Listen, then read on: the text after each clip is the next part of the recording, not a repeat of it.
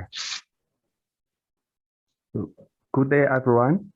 I would like to welcome you all to the APRU Sustainable Waste Management Global Lecture Series. I'm Xiangzhou Yuan, Research Professor at Korean University. Today, I'm going to host this event and together with Professor Oh. Before starting today's lecture, I would like to invite Kumduni to provide some technical instruction for the webinar logistics to you.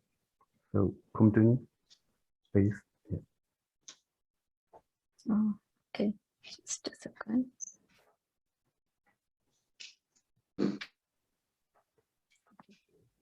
Hello, everyone. Thank you for being with us for the fourth session of Global Lecture Series. As Dr. Yuan mentioned, I'm going to collaborate with you with the webinar logistics today. I would like to give you some recommendations to be considered during this event. This is the webinar mode, so you can listen and see the panelists here, and also you can interact with them through the chat functions during this webinar. We have enabled 2 chats, so you can ask questions to our speaker anytime through the Q&A chat and also through the general chat. If you are interested in talking with the speaker directly, you can raise your virtual hand, so we will allow you to talk with them, with the speaker directly.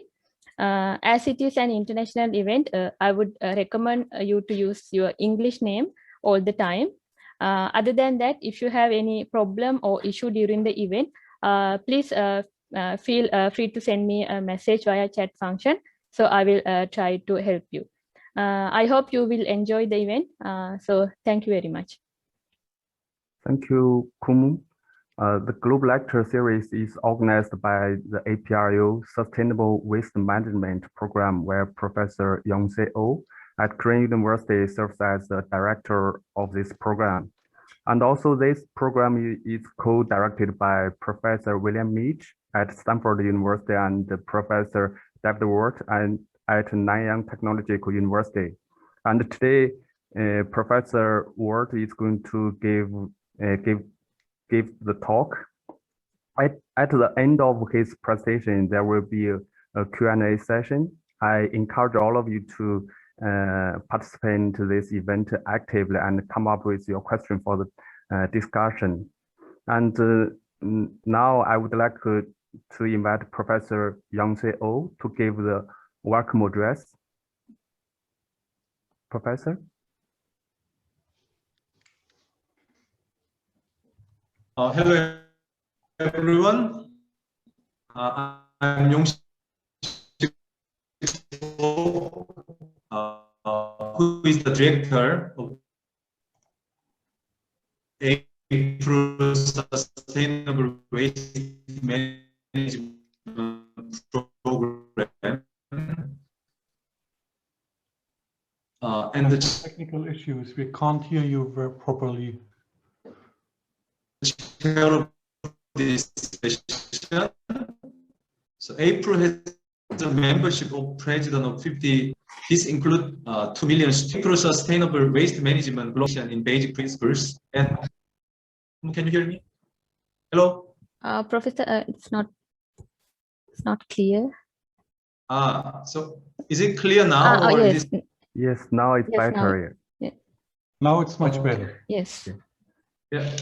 So hello everyone. The APRU Sustainable Waste Management Global Lecture Series is designed to provide a sound foundation in basic principle and unifying research across ecology to conservation and environmental health to waste management, while paying more attention to environmental, social, and governance, focusing on EPILA and global sustainability, organized by OJERI and APRU Sustainable Waste Management Program at Korea University. Particularly, some select topic will be discussed through APRU Sustainable Waste Management Global Lecture Series, focusing on EPILA and ESG. So as you know, we have consistently tried to carry out a variety of programs designed to accelerate academic activity and international cooperation. So our program is part of regular range of events offered by APRU Sustainable Waste Management Program and is designed to offer the audience an inside view of a cutting-edge research topic So I believe participants will be able to learn from and interact with world-renowned scientists around the world through this lecture series. I hope that the event will become a valuable opportunity to extend and share the friendship among those who participate in the webinar. And I particularly thanks to Professor David Wader, our program co-director, Professor George Linklebe, one of our program co-PI at your Wuppertal in Germany, and Tina Lin at the APRU headquarters. So thank you very much. Yes, thank you, Professor. Before today's lecture, I also would like to invite Ms. Tina Lin and Professor George Linkleb to give a welcome message. So, as Ms. Tina Lin, please. Okay, thank you, Professor Yuan, for the introduction. Let me share my slides now.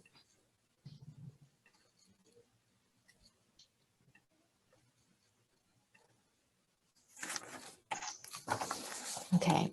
Thank you everyone for joining the lecture. I'm happy to be here to give a welcome message on behalf of the APRU Secretariat.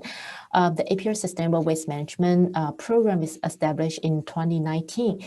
Since then, Professor Yong-Sek Oh, the program director based in Korea University, has been leading the group of APRU experts to targeting the waste management issues and enhancing the sustainability. It is also our great pleasure today to have Professor David Wardle, the ecology expert in Nanyang Technological Universities and the co-chair of the APRU Sustainable Waste Management Program, to give us a talk. Before all of that, please allow me to give a short introduction of APRU to those who just heard about us for the first time. So APRU stands for Association of Pacific Rim Universities. We're a network of leading universities linking the Americas, Asia, and Australasia to bring together thought leaders, researchers, and policymakers to exchange ideas and collaborate on effective solutions to the challenges of 21st centuries.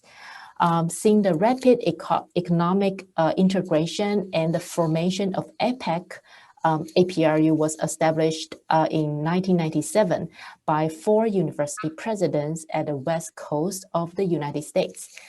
Today, we have the membership of actually 59 research universities across 19 economies. The network includes over 20,000 academic staff and 2 million students, as Professor Oak mentioned. As you can see on the map, many of your universities fall under the APRU network. This network reflects a very diverse context and can assess the depth of research, education, and public policy expertise across the regions. You may be aware that Pacific Ring of Fire is something we all share that feel geophysical features, as well as extreme events, which are now becoming more obvious, like climate change and so on. Our members are all influenced by those events and also have the research and practical expertise and policy impacts in responding to the events of the region. In terms of the broad range of our work, we have many activities covered under 3 themes of solving Asian Pacific challenges. How do we shape our higher education in Asian Pacific, especially now? This is the future of the higher education in new normal has become a timely topic to discuss. Oops, sorry. Okay. We cultivate on the leadership development to the students and also to the young researchers. You can also see the 4th bar on the right-hand side is our partnerships and collaborations within the network and also expanded toward international external organizations. We have a broad range of activities under Asian Pacific challenges grouped in significant programs and initiatives, which include Asian Pacific Women in Leadership, Digital Economy, Global Health, Multi-Hazard, Pacific Ocean Population Agents, Sustainable Cities and Landscape, as well as today's focus on sustainable cities, sustainable waste management. Since virtual events have become quite normal under this pandemic, we have been able to shift a lot of activities to virtual webinar, bring scholars, policymakers, practitioners to share the strategies and strengthen the collaborations. As for the Sustainable Waste Management Program, has organized a free virtual winter school, giving opportunities for scholars and students across different regions and time zones to present their latest work and exchange ideas to the key topic of the waste management. The program also held the conferences and forums with Nature and American Institute of Chemical Engineers, AICHE, to engage with policymakers and academics. Through all of this, we recognize the contributions from academia, joint research, scientific development, technological innovation, and the importance of community engagement. Above all of this, we understand the extreme urgency to pass this information on for the future. So once again, thank you for Professor Og and his strong team for leading the APRU Sustainable Waste Management Program and this global lecture series. Your hard work makes this program impactful, which is well respected through the Asian Pacific. Also, thanks to the technical team who is operating this virtual platform behind the scene. Especially thanks to Professor David Wardle for giving us a talk during your busy schedule. Also, we will have Professor for giving us another welcome message, who will also be the speaker for our following lectures. Welcome to these virtual lectures, and I hope you will enjoy it. Thank you very much.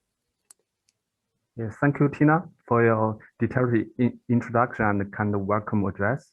Now let's welcome Professor George Linklab from University of Wuppertal, Germany, to give him welcome address. Yeah, thank you so much, Mr. Yuan, for this very kind introduction, and many thanks, of course, go to APRU and also to Professor Ok for organizing this event. I believe this is a very important topic, waste management in the Western countries and in the developing countries. Many people believe, oh, waste management, we can control this. But if we are honest, then we have to know, and then we have to realize that this is not entirely true. So this is a very important topic. So it's my pleasure today, and my large pleasure today, to announce Professor David Wardle from Nanyang Technical University in Singapore. He works as a Smithsonian Professor of Forest Ecology at the Nanyang Technology University in Singapore. He published more than 350 peer-reviewed journal articles, and a number of them appeared in Science and Nature, more than 30. And he also published two books, and he also get a number of awards. And he's also a highly cited scientist, and yeah, he's among the world 10 most cited scientists in the field of ecology and environmental science. He also supervised more than 50 postdoctoral researchers and PhD students, and many of them are now very active. So Professor David Wardle will talk about long-term drivers of above ground, below ground linkages and ecosystem functioning. So this is a very important topic, and we look very much forward to your talk, Professor Wardle. You're still unmuted. You're still, okay. Now it works. Thanks. Awesome. So hello to Singapore. Hello. Can you hear me okay? Okay. Great. Okay, I'll hit the presentation, share screen. You should be able to share your screen, right? Yep, does that work? Yes, Okay. yes, it works well. Perfect. Okay.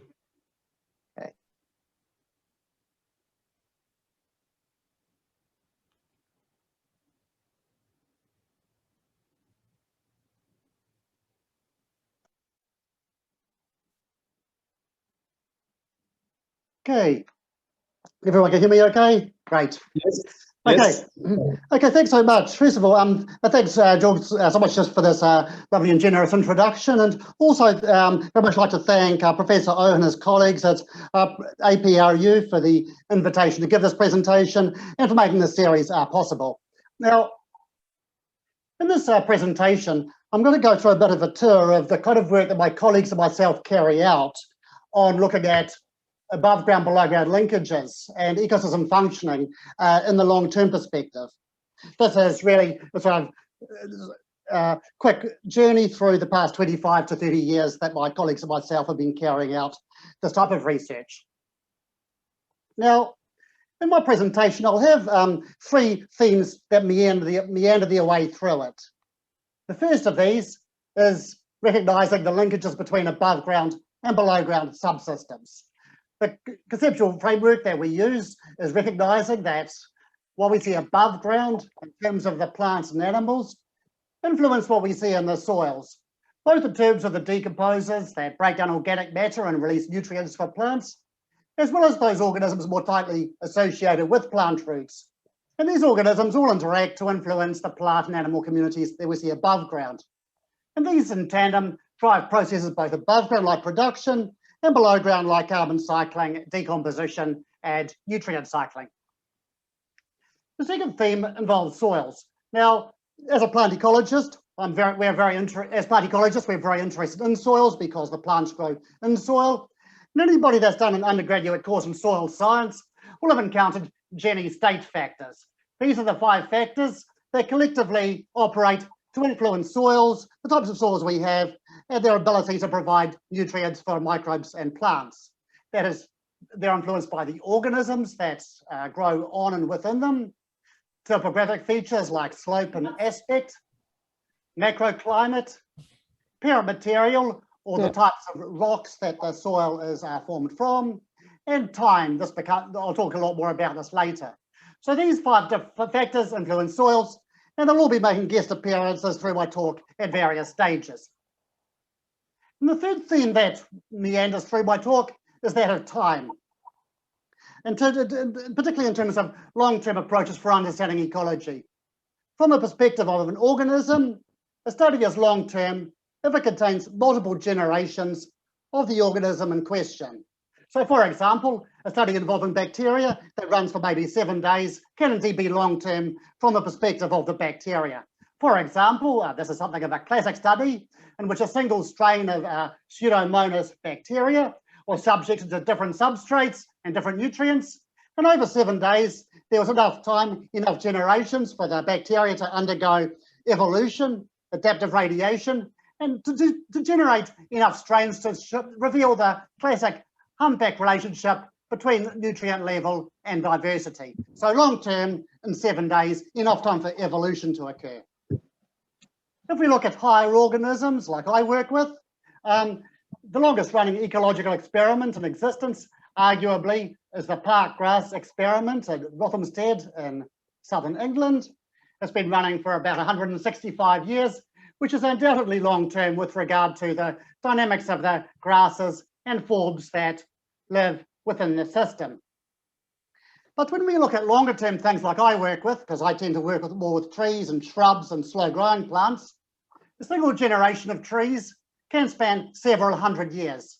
So that's really long term. It's much longer than the lifespan of our experiments and the people that carry them out. So therefore, even an experiment of 100 years encapsulates only parts of one generation. It's not long term. So therefore, we rely on other approaches, such as long-term natural experiments, to understand these long-term phenomena. So in this context, I'll briefly go through 3 pieces of work that my colleagues and myself carry out with regard to understanding long-term phenomena and interactions in ecosystems.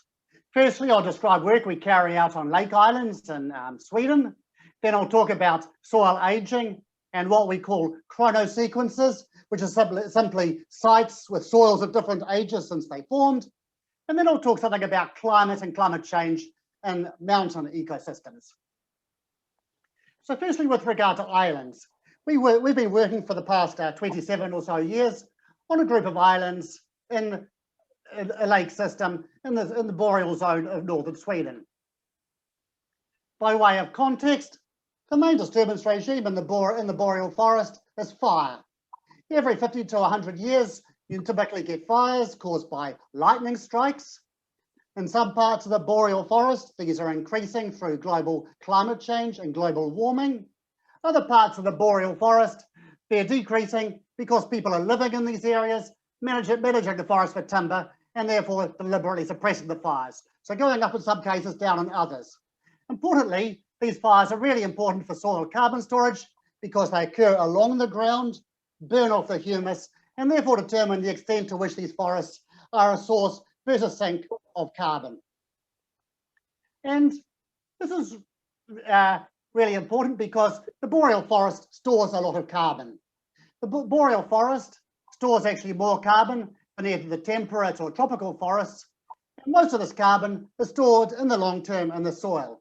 If fires influence the storage, this has a profound effect on the global carbon cycle. So the study system we work with is a group of islands. They are all formed by the retreat of land ice 9,000 years ago.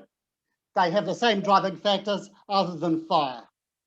Specifically, big islands are a large target, and they get hit often by lightning, so therefore they burn a lot. They are therefore dominated by fast-growing or early successional plants such as pine and vaccinium. Small islands are a much littler target. They burn much less often. So the big islands burn every 50 to 100 years. Some of the little islands have not burned for 5,000 years.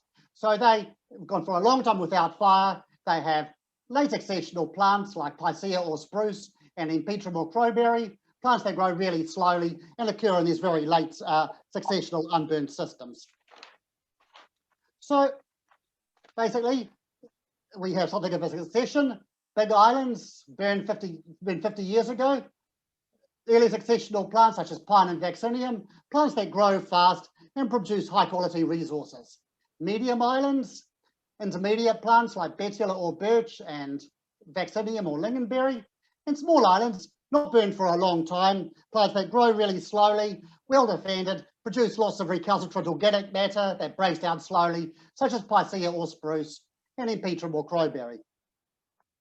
So this shows some of the very earliest work we did in this system. What this shows is decomposition of dead leaves placed in either on the soil surface or buried in the soil. So this shows the rate of microbial breakdown of the litter.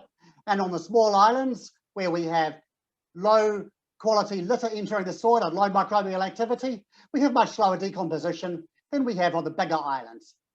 And this influences carbon sequestration on these islands. What this shows is carbon storage in the system. What we have here on the left is carbon storage versus island size. Small islands dominated by plants that grow slowly, produce well-defended organic matter, slow decomposition. We have a lot of carbon accumulate and organic matter layers of well over 1 metre in depth. Large islands, faster decomposition, more microbial activity, and therefore much less carbon stored. And this is also apparent if we plot our carbon storage in terms of time since last fire, determined using carbon-14 dating of charcoal from these islands. If we, over time, we have increasing carbon storage, it doesn't reach an asymptote, it just keeps on going up and up. And this is relevant to global carbon storage issues. It has been proposed that suppression of fires in boreal forests is leading to lots of organic matter accumulation. And this explains some of the so-called missing carbon, carbon that's released from the burning of fossil fuels that remains unaccounted for in global carbon budgets. What our results suggest, if extrapolated over the northern forested zone, is even 100 or so years without fire can explain some of the so-called missing carbon. So this explains basically what we thought the story was with carbon storage up to about 10 years ago in a study led by my then postdoc, Mikkel Jonsson. This is a structural equation model. For those not familiar with the approach, basically it's a type of path analysis in which the thickness of the arrow indicates the importance of a pathway. So we have various ways that fire influences carbon storage, the types of plants, whether we have plants that promote microbial activity or not, this influences carbon storage. There's a direct effect of fire. Fire occurs, it burns off organic matter, and we have less carbon stored. And there's also a weak effect through plant diversity. Plant diversity in its own right can be an important driver of carbon storage in ecosystems through its effects on microbial processes. However, although we thought this was the complete story until about 10 years ago and we were moving on to other stuff, we then started with collaborating with people who look more at root systems and soil fungi, and we now know the story is more complicated than this. This is something that was borne out to us through a modelling exercise we carried out, led by then postdoc Karina Clemenson. So what our model shows is this is carbon storage down the soil profile for big islands with shallow humus. The solid line represents carbon down the soil profile that's derived from dead leaves, from what we know of litter production and litter decay dynamics in the system. The dashed line represents carbon down the profile that cannot be explained by dead leaves and must have come from somewhere else, such as from plant roots. Small islands, the system is even more acute. Down the profile, carbon that can be explained by dead leaves, carbon that cannot be explained by dead leaves and must have come from root-derived carbon. So after about 20 years, 17 to 20 years of age down the profile, we find most of the carbon that is building up in this organic matter layer is derived from plant root material and not from dead leaves and organic and above ground processes like we previously thought. We also have multiple lines of evidence for the types of fungi associated with the roots is what's actually driving this carbon storage. This diagram is not as complex as it looks, and I'll walk you through it gently. Basically, for each panel, the vertical axis is depth down the soil profile, so it's soil age. The solid line is the big islands with a shallow humus, and the dotted line is small islands with a deep humus. M is what we know for mycorrhizal fungi. These are fungi associated with plant roots. R is what we know for the roots themselves. So as we go down the soil profile, this delta C13 signature of the organic matter gets closer to that of fungi rather than plants, suggesting it's microbially derived. Same with delta N15, the stable isotope of nitrogen, closer to that of fungal material. And if we look at the C to N ratio, carbon to nitrogen ratio, closer to that of mycorrhizal fungi, fungal material than root material, particularly for the small islands with the really deep organic matter layer. We get more insights by looking at ergosterol, which is a compound produced by fungi. What this shows is free ergosterol. This is ergosterol produced by fungi that breaks down really fast. Lots of this in the large islands with a shallow organic matter layer, not so much on the small islands with the deep humus. This is bound ergosterol, which is really tightly bound, really tough ergosterol. Lots of it in the subsoil of the small islands with a deep organic matter layer, not so much on the big islands. So the deep humus on the small islands is due to lots of this bound ergosterol that's really tight, and not so much of this free ergosterol.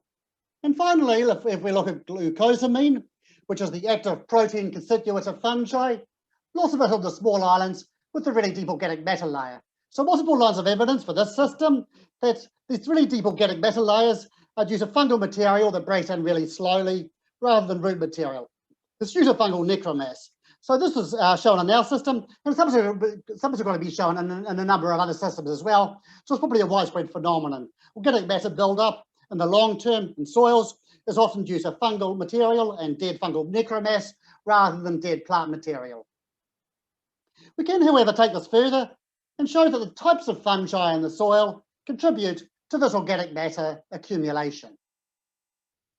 What this shows is a simple ordination diagram for fungal communities. For those not familiar with the approach, points that are closer to each other have fungal communities that are more similar. Each of these points represents a separate soil sample. The big islands represent soil samples from big islands. The little symbols represent soil samples from small islands. The blue represents soil samples deeper down the soil profile. Green is those nearer the soil surface. So what we have here is soil samples from big islands, which are associated with, which have fungal communities that are associated with high productivity, low carbon storage. Here we have fungal communities on small islands, which are associated with low production and high carbon storage. So this diagram here is the same ordination diagram I had on the previous slides, an ordination of all the soil samples according to their fungal communities. The three other panels represent subsets of the fungal community plotted in exactly the same ordination space. So this panel shows what we call basidiomycetes. These are fungi that are often mycorrhizal fungi associated with tree roots. We have lots of them on the big islands and not so much on the small islands. These fungi produce residues or necromass that decomposes really fast and turns over really fast. This panel shows ascomycetes. These are fungi that are well defended, break down really slowly, and are associated with the roots of often of dwarf shrubs. We have lots of these resistant fungi on the small islands with the deep humus, not so much on the big islands. So the deep organic matter on the small islands is because we don't have so many of these fast decomposing fungi, but a lot more of these slow decomposing fungi.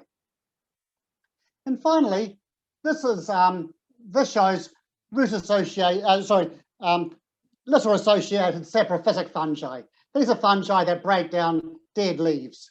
These occur only in the upper part of the soil profile, which is the only part of the soil profile where we maintain the organic matter is driven by dead leaves rather than dead roots and fungal necromass. So this shows what happens in our island system as we understand it. Now that we have this more complex view, it also takes into account the role of fungi and fungal necromass. When we're on the big islands, we have trees that support cord-forming fungi or ectomycorrhizal fungi. These produce residues that break down really fast. We have lots of CO2 released, lots of nitrogen released, lots of nutrients released. So the trees look really happy. And we don't, because the breakdown is fast, we do not have much organic matter stored in the soil. What this shows is on the small islands, we have domination by ascomycetes, these stress-tolerant fungi that produce residues that are well defended and break down really slowly. Because they break down slowly, we have lots of organic matter accumulating, not much CO2 released, not much nitrogen released, and the plants are somewhat nutrient starved and grow less well. And this is relevant to global change issues. This is the situation we're moving to in boreal forests, which are getting more frequent fire as a result of global climate change and global warming. This is the situation that we're moving to as a result of deliberate fire suppression through people living in boreal forests and suppressing fires. Now, I'll just say a little bit more about our island system by following up on some of our more recent work, where we're looking at the mechanisms by which different types of plants contribute to carbon gain and loss of these systems. This is through an experiment that we're running, which is now in its 25th year, that we've set up on each of 30 islands. Set up in 1996, still ongoing, and on each island we have two sub-experiments. The first of these, we have an experiment where we look at plant functional groups. We manually remove the effects of different functional groups on each island, first by trees, by removing their below ground effects through root trenching or severing plant roots, removal of mosses, and removal of dwarf shrubs. We have full factorials of these removals on every island.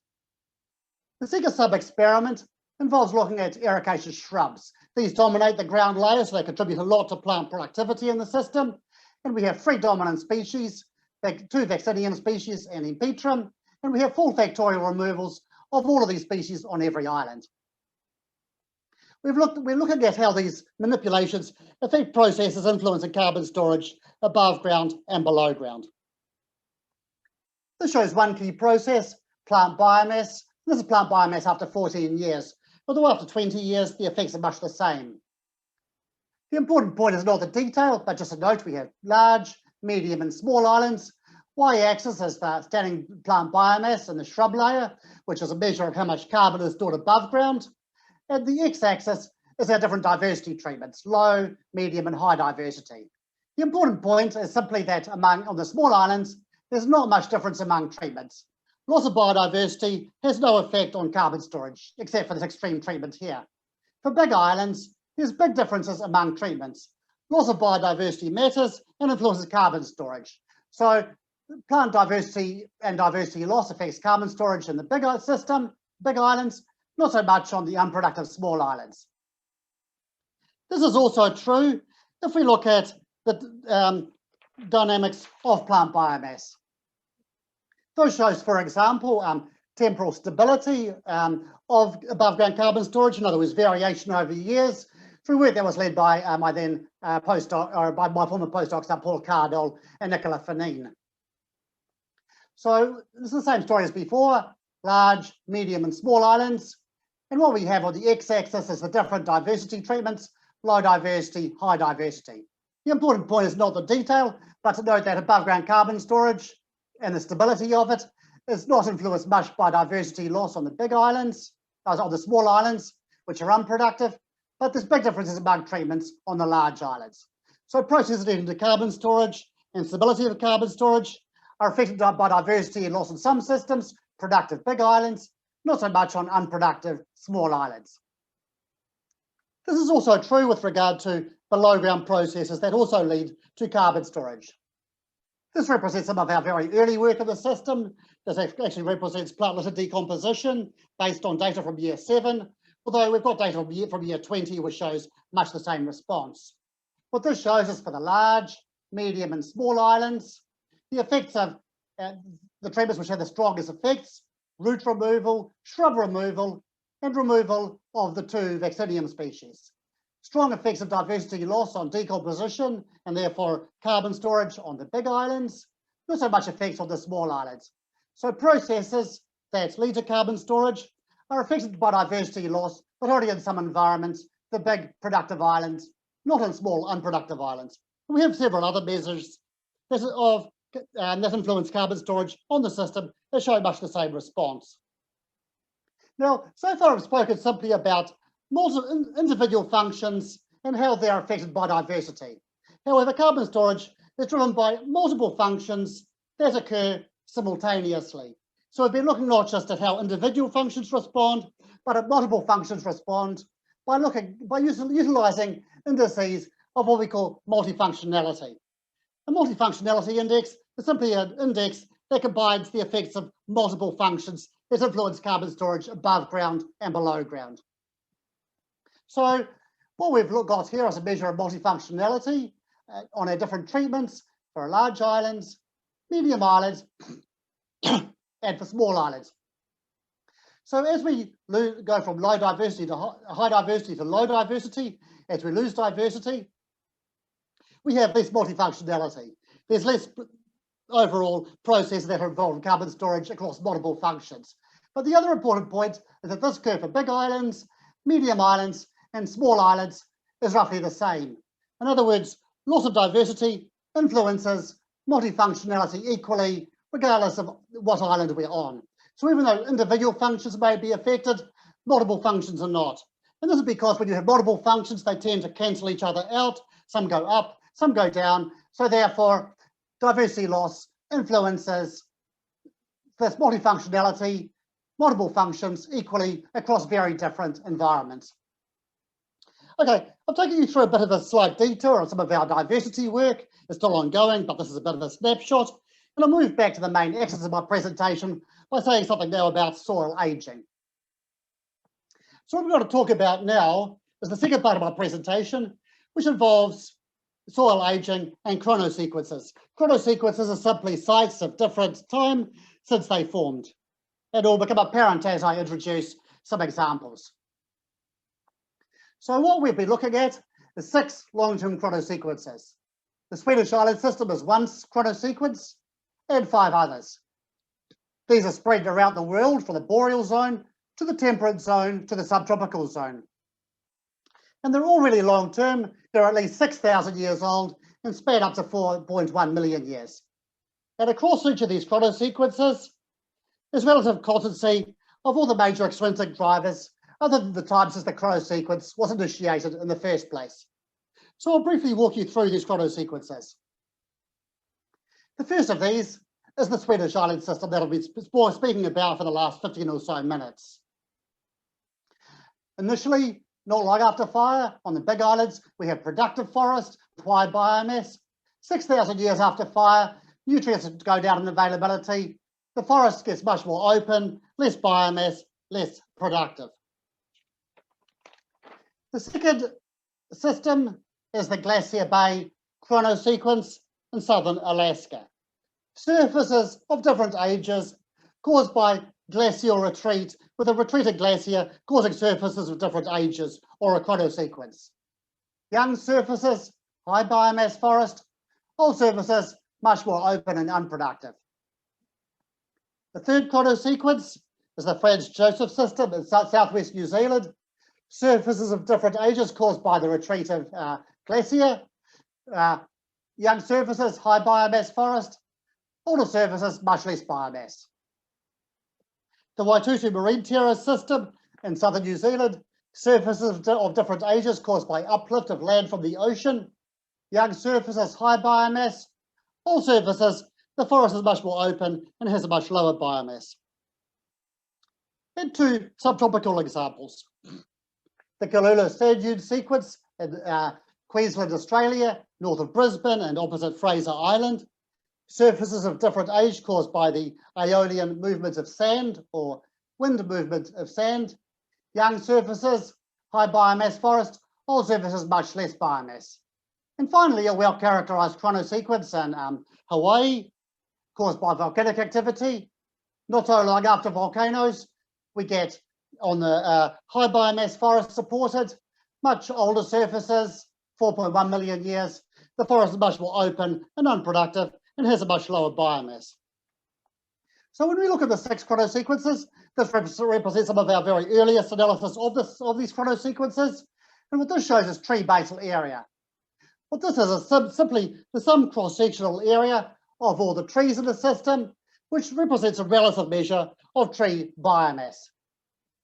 So y-axis, tree basal area, x-axis is time since the chronosequence started. So soil age, young soils to old soils.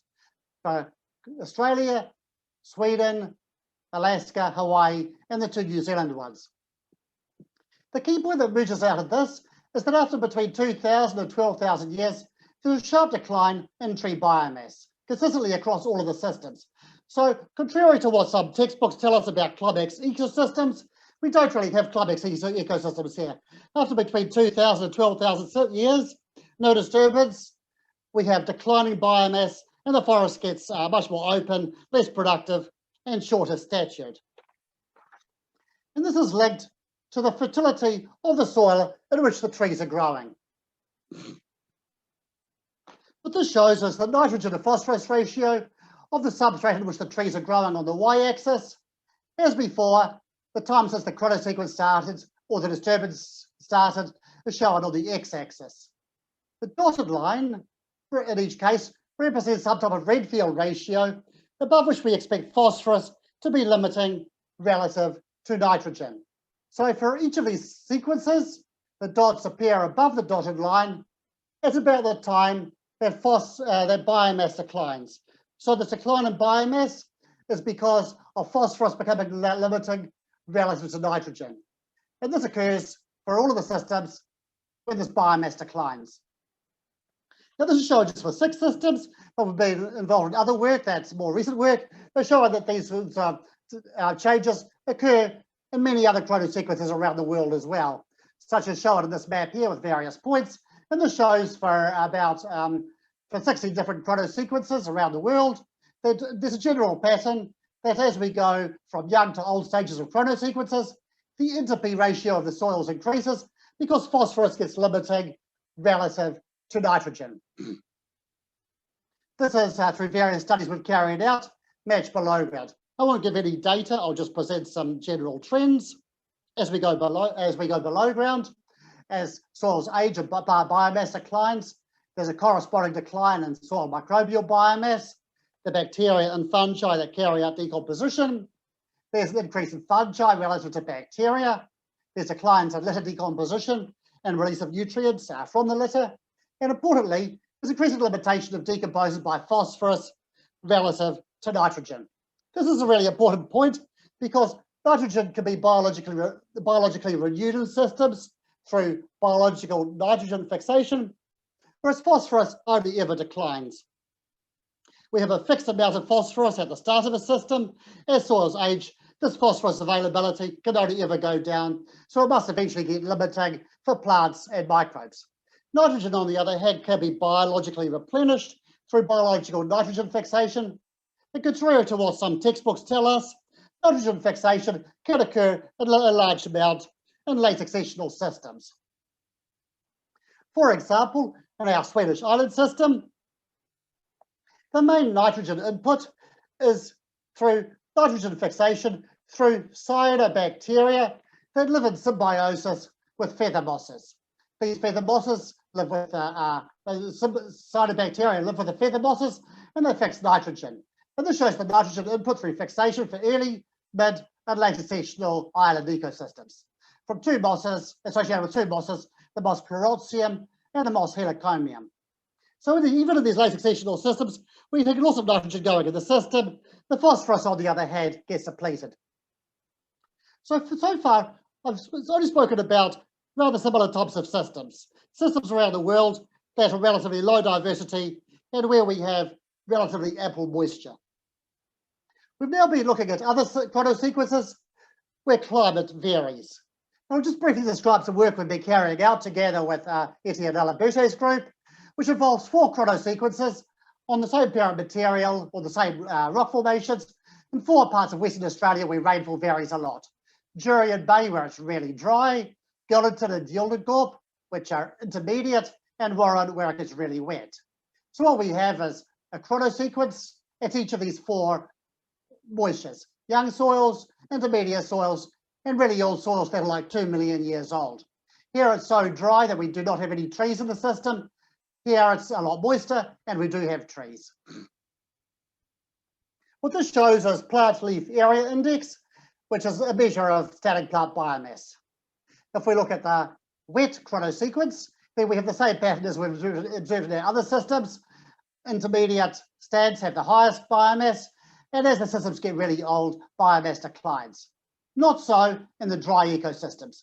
So as ecosystems get drier, we think that perhaps moisture limitation overrides the effects of soil fertility, and so all the systems are unproductive because moisture is so limiting that there's not really any role for phosphorus limitation to express itself, unlike moist systems where they do. So this indicates that as these long-term systems occur, there's an overriding role of climate. And I'm going to use this to introduce the third and final part of my presentation, which focuses more explicitly on climate. And here I'm going to describe work we've been carrying out on climatic gradients and mountain ecosystems. Now, if we're to understand climatic drivers and the effects of global warming in ecosystems, we really have 2 main empirical approaches at our disposal. The first of these is experiments, where we manipulate temperature and observe what happens. So for example, we could use open-top chambers. These are like Perspex mini greenhouses, which we put on the ground. They warm the ground up by about 1 to 3 degrees Celsius, and we observe what happens. Or we could use more elaborate structures, such as these infrared heating lamps or heating cables in the ground. Or we could use mesocosms, such as these ecotron facilities at the CNRS in Montpellier. Now, these sort of experiments have greatly advanced our understanding of the short-term mechanisms through which warming affects communities and ecosystems.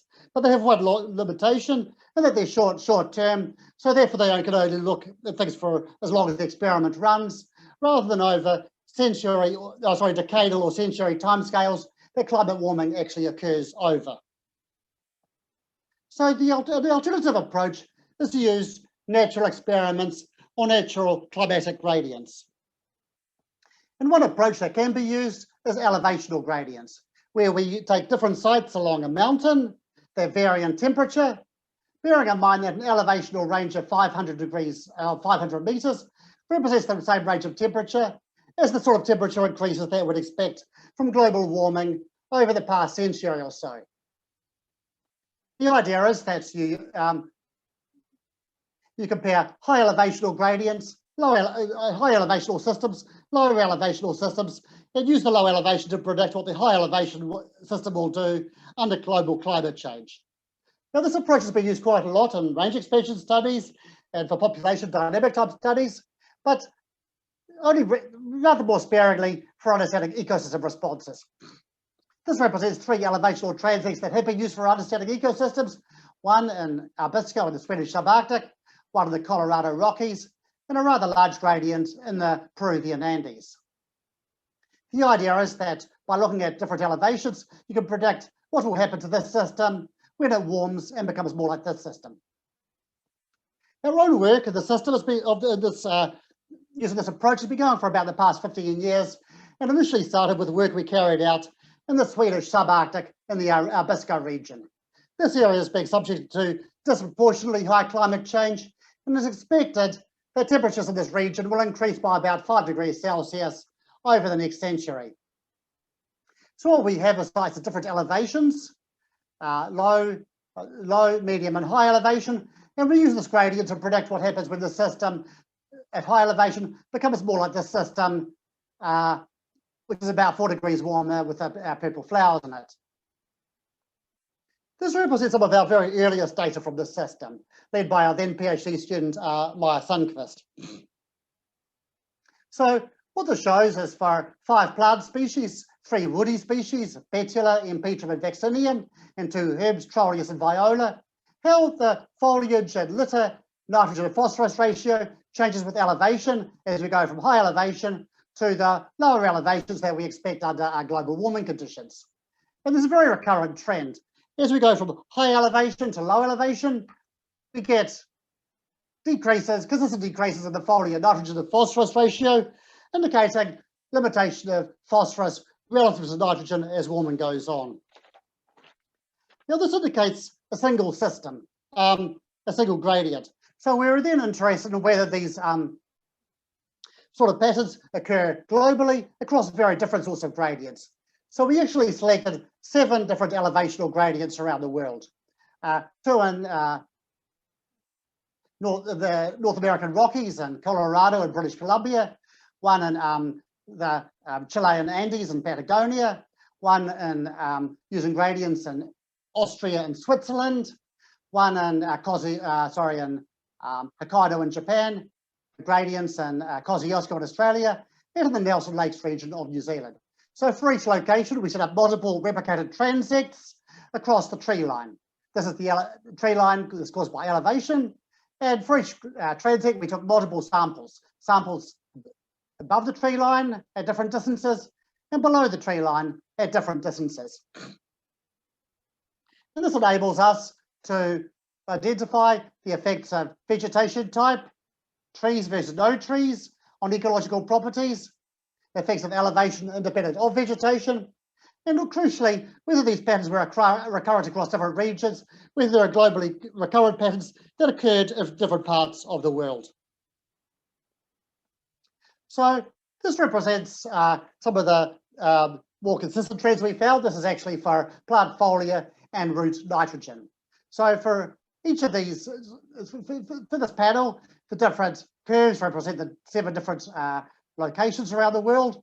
And what this is, because it's a pattern as we go from high elevation where it's cold to where it gets warmer, we get more nitrogen in the foliage and we get more nitrogen in the roots. This is because as temperatures get warmer, we get more nitrogen mineralization and more uptake by the plants. We were, however, interested in the ratios of nitrogen to phosphorus. Phosphorus didn't show any consistent trends, unlike nitrogen. So when we look at nitrogen to phosphorus ratio, we got a variety of different patterns. So this shows the different regions around the world in different colors for foliage and for roots. When we look at foliage, we found what we call stoichiometric convergence.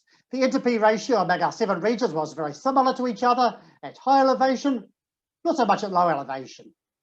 What we propose is that N/P ratios here are constrained by temperature and physiological processes driven by temperature. But as you warm things up by a few degrees, go from here to here, we get divergence because these local temperature becomes less important and local factors become more important, such as variation across our climates and biogeography, soil fertility, parent material, precipitation, etc. The same is also true to some extent with regard to root nitrogen to phosphorus ratio. So as we warm things up, we get greater divergence among location because local factors become more important.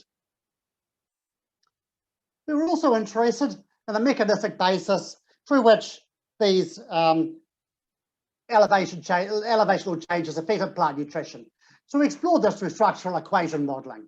This is type of path analysis. We simply look at different pathways through which elevation can affect plant nutrition. So we look at elevation, the presence of and absence of trees through being above or below the tree line, the effects on the microbial community, the effects on soil fertility, the consequences of a soil micronutrient availability, and the consequences for plant nutrient status. This is the model that we ended up with. This is the most parsimonious model, so therefore the model that we assume is telling us what's going on. For those not familiar with the structural equation model, basically the thickness of a particular arrow indicates the importance of a particular pathway. So we had strong direct effects of elevation or temperature on root nitrogen, but we also had effects that were indirect through tree cover, soil organic matter, soil microbes, soil fertility that influences both plant nitrogen and plant phosphorus, so foliage nitrogen and phosphorus, as well as root nitrogen and phosphorus. So multiple pathways through which soil fertility affected plant nutrition as a result of changes in temperature. So what our investigation of these 7 regions shows us is that declines in plant but not nitrogen but not phosphorus occur with increasing elevation, and this leads to convergence of N/P ratios across regions. So as we warm things up, we get divergence because local factors become more important. Also, these changes in plant nutrients are closely linked across our 7 regions to changes in soil nutrients, organic matter quality, and the soil microbial community. And there's much consistency in these responses in contrast to temperate regions around the world. And just one final point, and that is, so far I've described only across observational studies, across natural experiments. But natural experiments and manipulative experiments have different strengths and weaknesses. So we're now carrying work where we combine these 2 approaches in the same study. And this is through an experimental network we've set up around the world, coordinated by a series of PIs, but primarily through colleagues at the University of Michigan, where we have elevational transects at different locations. For each transect, we have sites at different high and low elevation, but at each elevation, we also have experimental warming through these open-top chambers, which warm the ground up by 1 degree Celsius, as well as removal of dominant plant species to understand how dominant plant species influence the interaction between the effects of elevation experimental warming on ecological processes. So we have 4 factorials of these at each location. So the experiment's been running for about 3 years, and the majority of our locations, we're just beginning to get data coming out and collated for the system. And so hopefully over the next few years, we'll have some more interesting stories to tell about whether or not the same sort of patterns occur in very different parts of the world when we look at both experimental and observational approaches to address these issues. So just tying everything together, it's apparent that understanding how and when above ground, below ground systems are linked offer insights about what drives systems. I presented 3 examples, and for each of these, we've used a combined above ground, below ground approach to understand what drives ecosystem functioning. Secondly, understanding these linkages is really helpful in understanding how global change affects ecosystems over longer timescales. For example, through global warming, such as I've explained through our elevational transect work, or for that matter, changes in fire regime as a result of, as we explore in our Swedish island systems. And finally, I'd just like to emphasize that because I've mentioned about timescales at the beginning, the above ground, below ground linkages over short timescales demonstrate can be used to infer much longer timescales because they demonstrate feedbacks with longer term processes. I'll just conclude with this diagram here that Lars Walker and myself published, I think 7 years ago or so now, but which shows that the processes that we look at with our approaches and experiments, decomposition, nutrient fluxes, succession and such like that occur over timescales from days to years, interact with longer term processes, succession, soil processes and geology, and the tubes responding to them as well as driving them. So therefore they also add insights into these much longer term processes that are well beyond the lifespans of our experiments and the people who run these experiments. So I'll leave it there. I'd just like to thank the various colleagues and collaborators that have consented to the ideas data that we've collected over the past 3 decades or so in these various study systems that we work on. Thank you very much. Yes, thank you, Professor David Ward, for your really pretty impressive work. Now it's time for Q&A session. I do believe there are lots of questions from attendees due to your excellent work, which were mainly published at Nature and Science. So now Professor George Linklaber is going to chair this session. And if you have any question, or you could send your question using chat function. Otherwise, you may raise your hand so that we will allow you to talk with speak directly. So over to you, Professor Linklaber.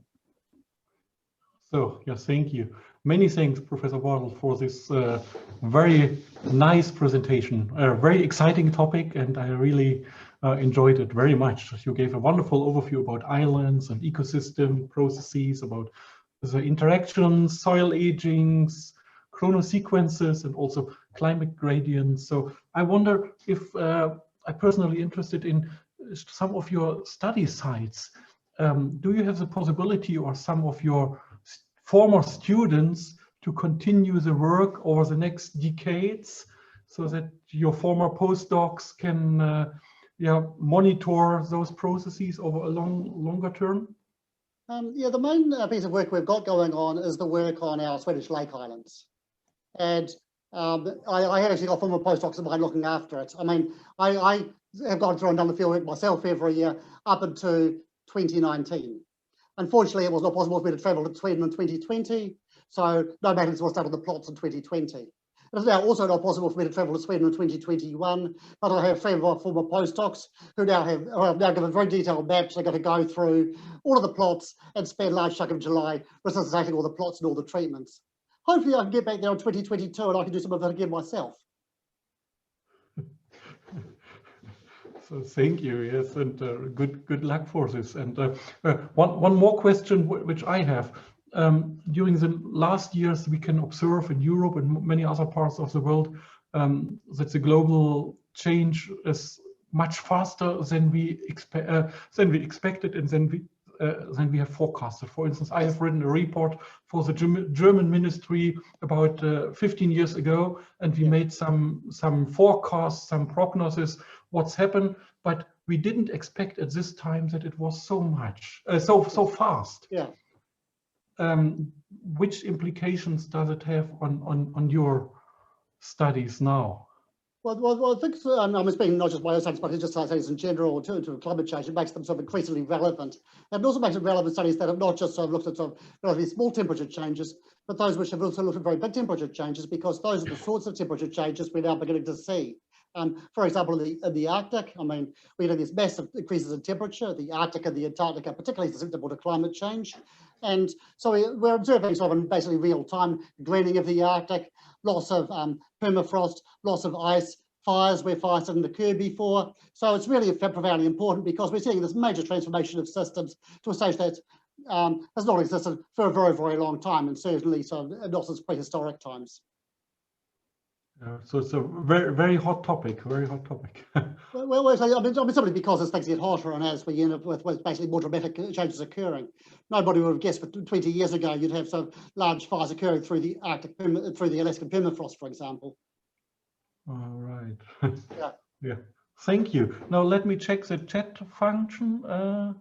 So there's a lot of loud for you, excellent talk, and so on. So you get a lot of appreciation. And here is one. Oh, thank you, very kind. Yeah. So here's one question from Avanti, and she's asking, what is the reason for humus carbon mass was inversely proportional to the island area? Is it are those anthropogenic activities? No, what's related to the carbon storage is related to the island area, is because of the fire history. So we know that on large islands, we have fire history that is comparable to what occurs on the mainland. Every 50 to 100 years, we get fires. Therefore, we get through various mechanisms, we end up with faster decomposition, ignition of carbon and things like that. So we get less carbon stored. On the very small islands, we haven't had fires for a very long time. Some haven't been for 5,000 years. So the organic matter just keeps on building up and up for various reasons. But we think it's largely due to undecomposed fungal, dead fungal material, dead fungal necromass. But other processes are involved as well. Oh, yeah. Thank you. Maybe I missed it. Do you have also a study site in California? In the United States? Colorado. Colorado. All right, okay. I seem to have lost the screen, by the way, but that's okay. Can you, if you can see me, that's okay, because I can't really see you now. Yes, I can. Okay, we're now back again. Yeah, we have one in Colorado. It's actually a site that some of our colleagues that have been monitoring Nate Sanders and Amy Claassen based at the University of Michigan. But we use that as one of our sites in our global elevational study that they're collaborators of. And it also features prominently in this new warm study that involves manipulations in different parts of the world. All right. Yeah. So was quite impressive to see how many sites globally you have over the years. Yeah. Exactly. I mean, most of my collaborators, yeah. Or there'll be some of the postdocs who got to travel. I mean, Jordan Mayer, who was the lead author of their global transient work, so I've been spending a lot of time traveling to these different places, multiple trips to sort of take some really detailed measurements of all these locations. So yeah. Wonderful. So let me check the. Okay, here's no one. I can see Hai Long, Daniel Sang. Welcome. Do you have any questions to the talk? Hi, David. Yeah, I'm really pleased to finally see you. Oh, hi, good to meet you. Hi, yes, yeah. We do meet to meet. It's a pleasure to meet you.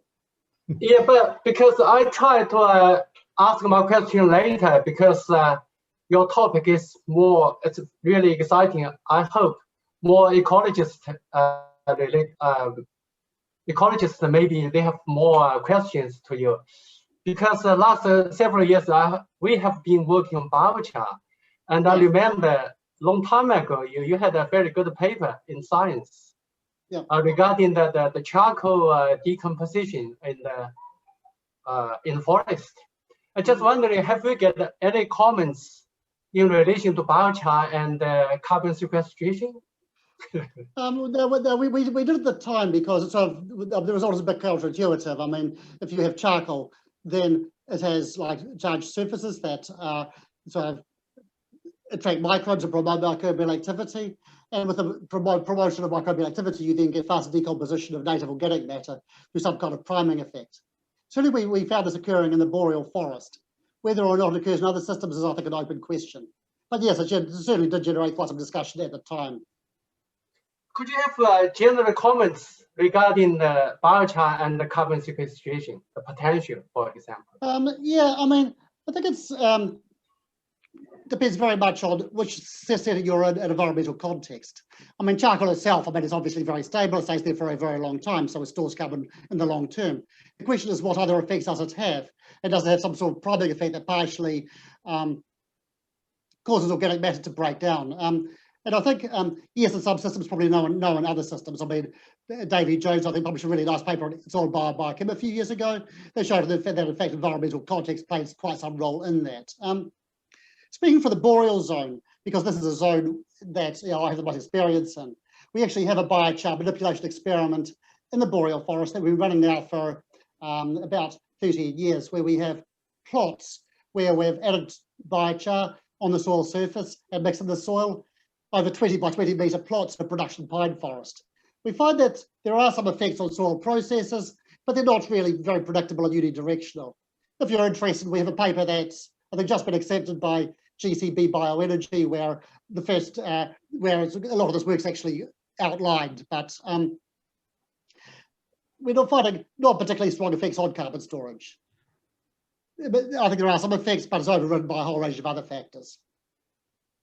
Yeah, thank you very much. I look forward to reading your paper. Thank you. Yeah.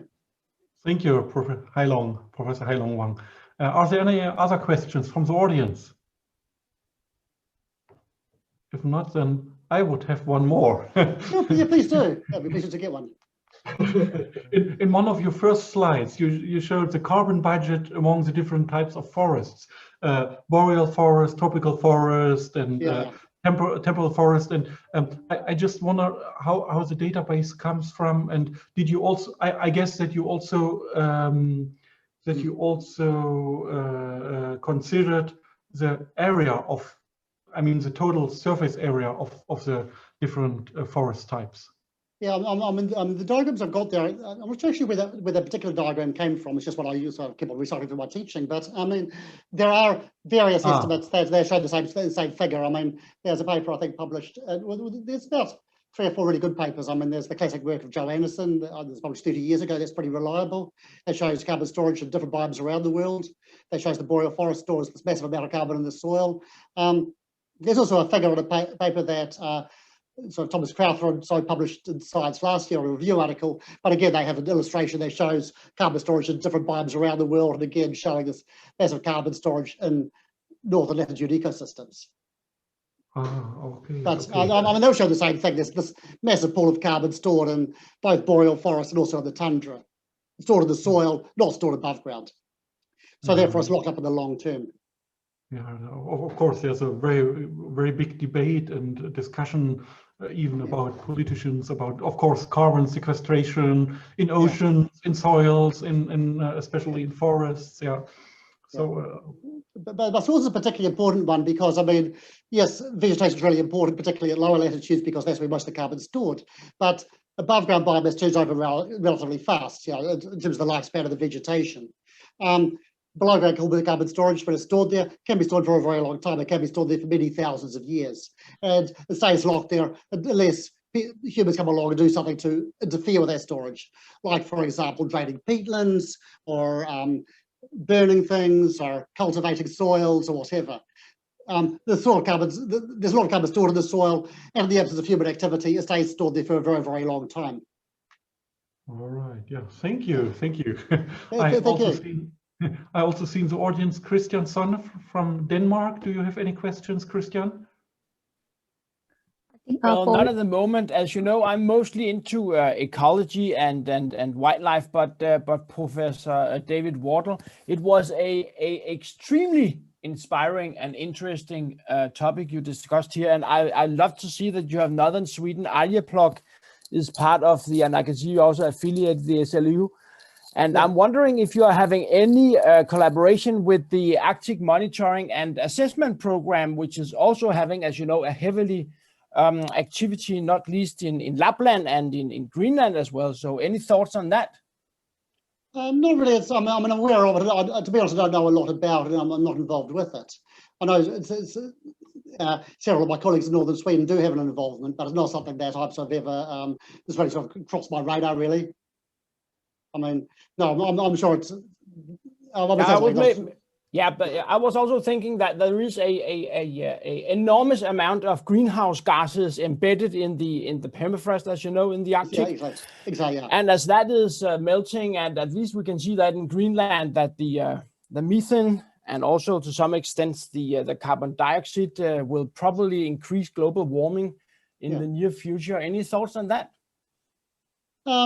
Yes, I mean, there was a permafrost. I'm not so familiar with the Greenland situation. I'm more familiar with what happens in the northern Swedish environment, particularly in Abisko, because I have various colleagues who work there. But it does seem to be a really important sort of threat to carbon storage in these systems. As conditions get warmer, I mean, you can end up with carbon being mineralized at greater and greater depths, releases carbon dioxide, less carbon storage potential. You get more extreme versions in Siberia and also Alaska, where now permafrost is actually burning, which is something that never used to occur, leading to massive losses of carbon from the system. So that's a really serious issue. So, any thoughts on on Professor David Wardle? Any thoughts on the tundra burning at the moment and how that might interfere with climate change and the greenhouse gas and carbon storage in the Arctic? I'm not that familiar with the actual figures. I know that's really important. It's got to have, wherever it occurs, it has a major effect on the amount of carbon stored. But I don't have the knowledge to really quantify what that is. Certainly, there's been some really good work that's been carried out by various colleagues. I'm thinking, for example, work by Michelle Mack and others in the Alaskan system. But quantifying it globally, no, I don't really know. Thank you very much. Very interesting question. Thank you, Christian. Yeah, very interesting. I would be interested in one more issue, if you never mind. Sure. I'm working a lot with wetlands, coastal areas, floodplain soils, marshes, bogs, fence, rice paddies, and so on. Did you also made some studies on wetlands concerning carbon budget, or perhaps it would be also a future outlook which we could do together? You know, I've never done anything on the temperate, but in the tropical, I mean, one of my latest forays is actually into the tropical peat soils. And in Southeast Asia, we have these tropical peat forests. They're quite amazing ecosystems, actually, but they store massive amounts of carbon, and they store about half the carbon in the Southeast Asian region. Now, over the past 30 years or so, a lot of them have been degraded to be converted to oil palm plantations. They've been drained, they've been burned. They generate smoke haze issues, which create smoke pollution in the region. And there's massive losses of carbon as a result of their drainage, as a result of their burning. So we do actually have, I mean, we've actually got this newly funded project between myself and my colleagues here, and also colleagues at MIT, Charlie Harvey and co, to look at basically how to restore these systems, the factors that lead to the carbon sequestration, and how to restore them. So these are systems that are formed by poor drainage. They're under peat, but they're dominated by trees. They've been cleared. How do we bring the vegetation back again? But that's really the only work I've ever done in wetland systems. Oh, right. Yeah, I think they're pretty cool systems. I mean, I spent so many years in northern Sweden where many of my colleagues actually worked on them. Some of my colleagues, and so I'm familiar with the work that's going on through the work they've done. That's not what I've done. All right. Yeah. We also should leave some space for the younger generation. Exactly. Yeah. But maybe we find a way to collaborate on this matter. That'll be fun. We should talk about that. Yeah. Yeah, should. Yeah. So it was really a very splendid talk with fantastic ideas and overview over the last decades and all the work which you have done. So this was very inspiring. So thank you so much. I get a sign from the APRU that the session will be closed in 1 or 2 minutes. So sure. any questions from the audience? So at the moment not. Okay. So then. So if you would like to give a final statement or... Yeah, thank you all. Thank you, everyone. Due to the time limitation, so we are going to close this session. Here, I would like to... Let's thank Professor Wardle at least, to say very big thanks for his fantastic talk. Yeah. Here, I would like to remind you that you could check videos of previous 3 lectures in the website of APRU Sustainable Waste Management, or you can directly YouTube APRU Sustainable Waste Management Global Lecture. So please kindly leave your comments if you are willing to. Finally, I would like to extend my sincere gratitude and appreciation to Professor David Ward for your valuable contribution and for sharing your knowledge with us during your business schedule. I also extend my special thanks to Professor Yongse O for organizing this kind of event. And also thank you, Professor Linklab and Ms. Tina and the program leader and also Professor Wang, Professor Christian Chang.